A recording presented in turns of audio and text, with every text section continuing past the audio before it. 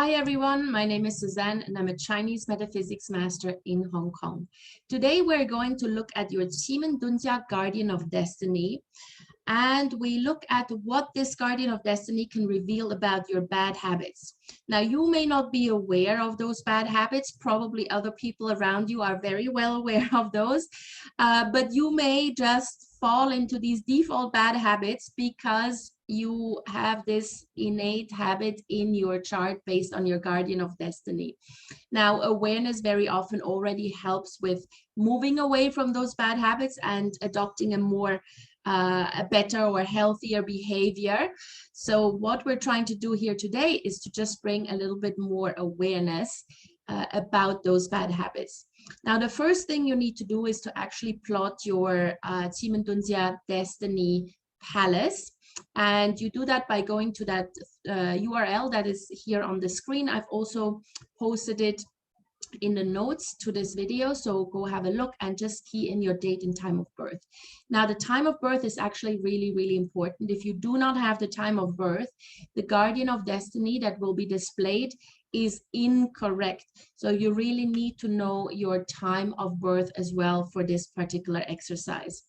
And then once you have keyed this in, you will get a table that looks like this, what you have here on the screen, and highlighted there or circled in blue, it says Guardian of Destiny, and you will have 1 of 10 Guardians of Destiny. So for this particular person, it is the chief, but it could be any other one of the guardians that I'm talking about in the next few minutes. All right, so this is the one thing you need to focus on. All the rest you can just discard. You don't need to worry about it. It's really just about your Guardian of Destiny. So the first one we look at is the chief. So if you have the chief as your Guardian of Destiny, you may have already realized, or you may have noticed that very often what you wish for actually comes true. So the chief is generally considered a protector and can fulfill wishes, especially if you're very in tune with your Guardian of Destiny. So whenever you wish something, you can actually manifest that into reality if you do this properly, yeah? Or if you are very agitated, very emotional, and then you just say something stupid like, oh, I wish you just fall over and trip, or you fall over and break your leg, I wish you lost your job. Something like this. Whenever there's a lot of emotion coming with it, usually the chief is also activated. So this obviously means that you have to be very careful with what you wish for, because some of those wishes may not be so good, especially if you're wishing it on someone else, and that then leads to a lot of regrets. So the chief's bad habit is to constantly wish for something and then regretting it later, yeah? So for example, you wish for a really good looking boyfriend, but maybe he's an asshole. Yeah, you get the good looking boyfriend, but he's not really treating you very well, for example. So with the chief, you really have to be very careful with what you wish for. And before you make a wish, whether that's like, whether you verbalize it or whether you just mentally wish for something, either rephrase it in such a way that it is safe, or think about it twice, yeah, whether you really want that wish to come true. So that is the chief. The next one is the surging snake. So the surging snake tends to be a person, or a person who has the surging snake as the Guardian of Destiny tends to be someone who always wants more and more of a particular thing. You know, it can be as benign as just having a bit of a sugar addiction and always wanting more and more of a particular sugary snack. They can also be extreme workaholics, yeah, if they get addicted to work, but they have a little bit of an addictive nature. So this can obviously turn into a bad habit, yeah, even if it's something like being addicted to sports, and all you think about, everything you do has to do with sports, yeah. So they have a bit of an addictive nature, especially if they also have the rooster in the Balsa chart. because rooster also sometimes pertains to addiction, but that's a different level. So if you are born with the surging snake, you need to really examine your habits and make sure that you don't fall into addictive behavior, whether that be gambling or drinking or drugs or smoking or whatever, or something more benign where you're addicted to a particular hobby to the point where you neglect everything else. Yeah, so they tend to just fall very, very easily into this addictive pattern. So make sure that you stop yourself before it becomes a full-blown addiction. Now, with the great moon, they are the people who are born under the great moon deity. They are usually considered very wise and very knowledgeable. And they are basically a walking encyclopedia. Yeah, they know everything about everything. And so they make very, very good advisors. But on the flip side, they very often don't actually exercise their wisdom, or they tend to think that they don't know enough and therefore they don't share their wisdom. Yeah, so that's not, I wouldn't say that's a really bad habit, but if you are the great moon, you really need to actually act upon your wisdom and all the knowledge that you have. Don't keep it for yourself. Don't think that you don't know enough. You know enough, and please share it. It's very important for the great moon to actually go and share the knowledge rather than keeping it for themselves. So the bad habit here would be to think that you don't know enough, and that therefore you need to constantly learn more and more and more. And so you keep on taking courses or seminars, or you go to webinars or whatever it is, and you keep accumulating knowledge without doing anything with it. Yeah, so that's the bad habit that comes with the moon. Now, those that are born with the sixth harmony as the guardian of destiny are usually people that are all about connections, relationships, and people. And again, relationships is a very wide term. It doesn't just pertain to romantic relationships. It can be friendships, family, your social network in general, your business partner. So any social relationship that you have is a relationship, right? And so the sixth harmony is all about relationship. They value relationships above everything.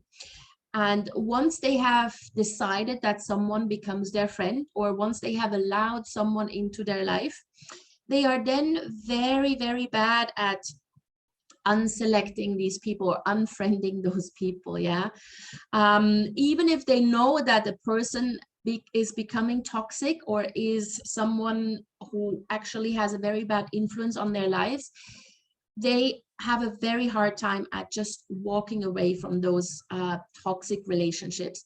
And so they very often attract freeloaders because they can't really set boundaries when it comes to people. So this is a bad habit that sixth harmony people need to learn.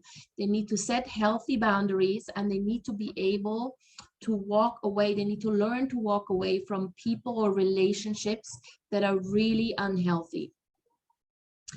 All right, then the next one is the white tiger. So the white tiger people, or people who are born with the white tiger as a guardian of destiny, they're very active usually. They have a lot of energy and they are born fighters. They're also very, very impatient. And that impatience usually leads to the bad habit of becoming extremely reactive. Yeah, so everything happens on impulse, and often they only think later. Yeah, they kind of shoot first and then ask questions later, and that also very often then leads to regrets.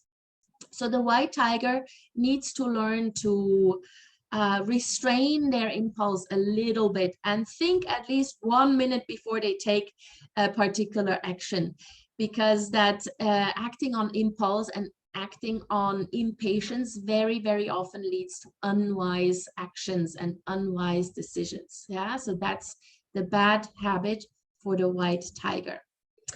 Then we've got the grappling hook.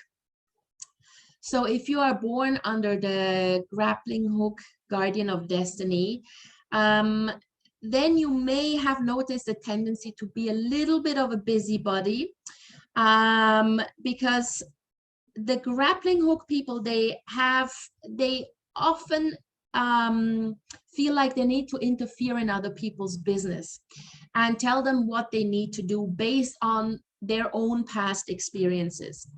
For a grappling hook person, the past is always best, or what they have experienced is always best. It's always the reference point, and this is what other people then should be like. So they don't really accept that other people have their own way of doing things. And that then can lead to a lot of disagreements with friends, with family, with business partners even, because you give unsolicited advice based on your own experiences. And that's not to say that your own experiences are invalid or they can't teach you anything, but they may not really apply to the situation that you're trying to advise on. So rather than just giving unsolicited advice, someone who has the grappling hook as the guardian of destiny should just advise when asked for. Yeah, become more of a healer rather than an advisor, and really only disperse your advice when you are being asked, and not just interfere into everybody's business. Then we've got the red phoenix. So if your guardian of destiny is the red phoenix, you may have noticed that a lot of times when you get into arguments or when you verbalize something, things actually come true. So it's not quite the same as the chief. The chief can just make a wish and then very often it comes true. But with the red phoenix, they need to say it out loud. They verbalize it, and then very often it comes true.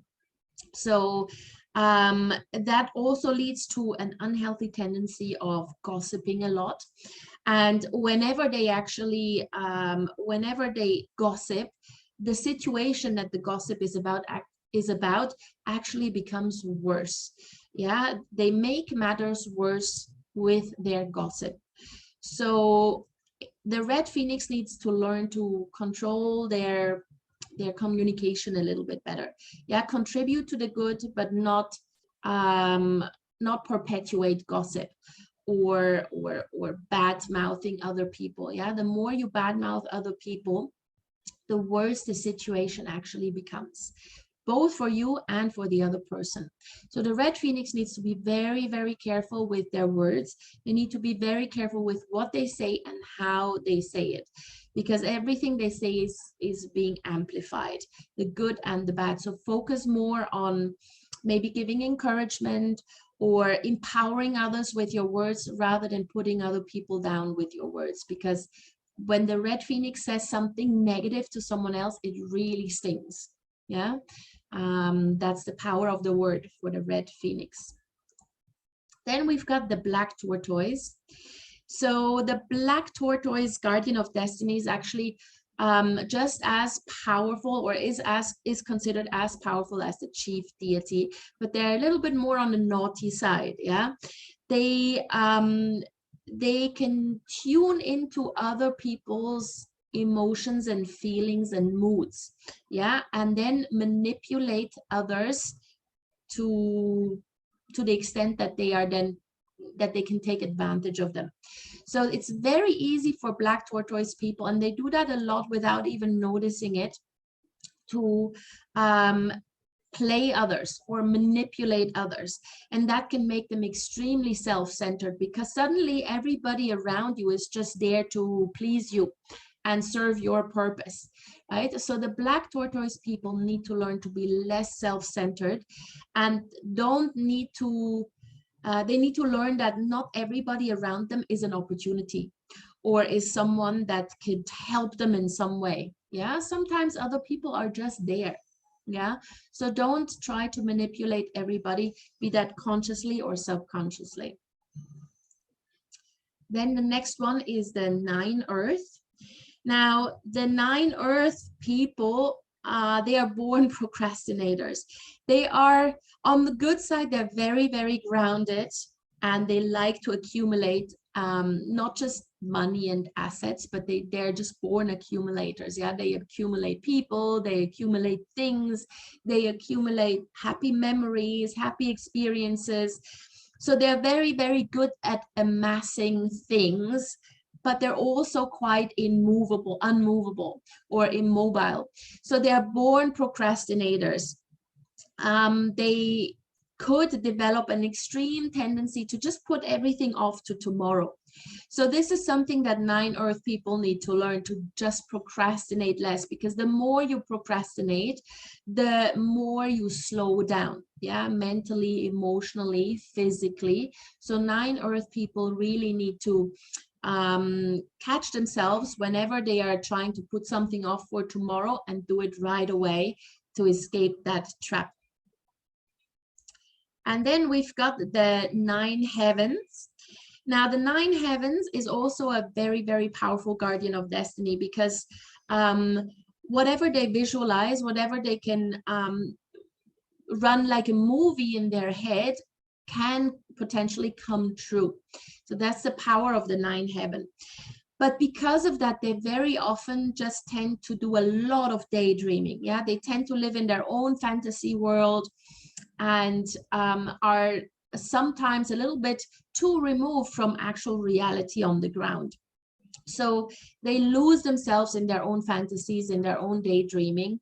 And yes, this is a great thing if you want to visualize a positive outcome for a particular situation, but you can't just live in the fantasy world. Yeah, you need to actually live in the presence as well. So the 9 heaven needs to do a little bit less daydreaming and learn to use their power to visualize just for specific situations, when they need to really manifest something, rather than just living in a fantasy world. All right, so these are generally the bad habits that the guardian of destinies can bring with them. And I'm sure you've noticed some of them in your own life. And now you know, now you have the awareness, you are hopefully also able to kind of snap out of those bad habits if you detect them in yourself. All right, I hope you enjoyed this. If you have any questions, please leave them in the comment or contact me directly. As always, my contact details are in the notes below. And I would love it if you liked and shared this video with anybody who might be interested. See you soon.